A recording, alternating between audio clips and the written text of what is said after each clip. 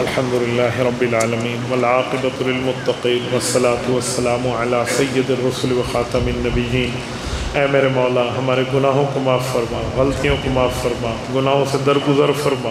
اے اللہ ہمارے ذکر کو قبول فرما۔ اے اللہ نبی پاک صلی اللہ علیہ وسلم پر درود پاک کو پیش فرما۔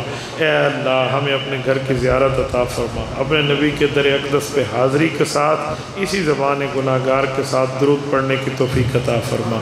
حضور پاک سے جواب لینے والا خوش نصیب بنا۔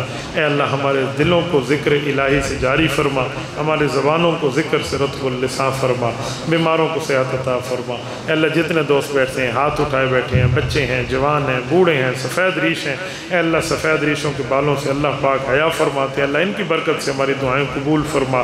ساتھیوں کے دلوں میں جو جائز حاجات اور خواہشات ہیں اللہ اس کو قبول فرما۔